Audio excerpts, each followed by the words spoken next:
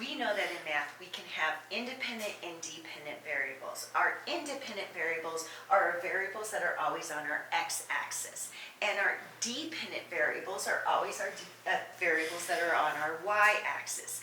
And oftentimes we use tables to help us see patterns that are happening between the independent variable and the dependent variable.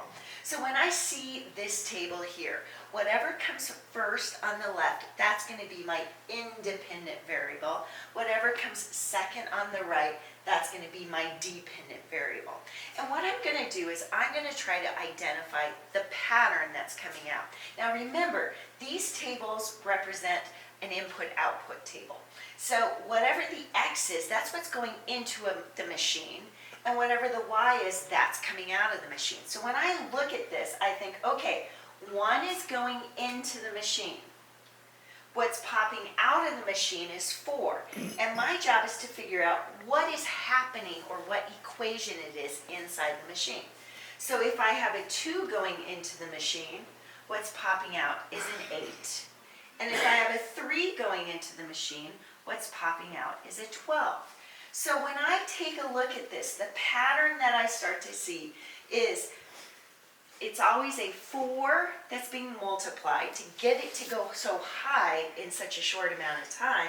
And if I take 4 and I multiply it by my independent variable, that's going to be the equation. So now I'm going to try it.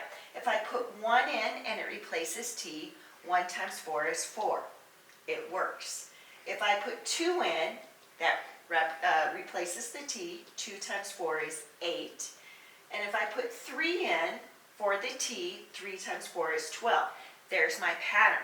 But the beautiful thing that happens with the table is it actually creates an ordered pair. And we know ordered pairs can then be graphed on the coordinate plane, where my x is always first and my y is second. So when I see 1, 4, I think of the ordered pair 1, 4. I go to the coordinate plane, I come up to 1, I go to 4, and that's the ordered pair 1, 4.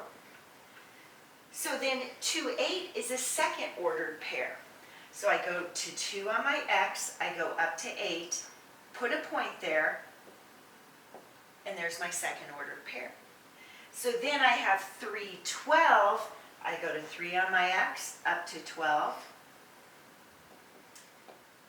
and I put that point. Now we can connect the points with a line, and so this pattern of d equals 4t, which is what's inside my input-output machine, actually creates this picture on the coordinate plane. So that's the power of using tables in order for us to graph equations. That's about all there is for us today. Now it's your turn.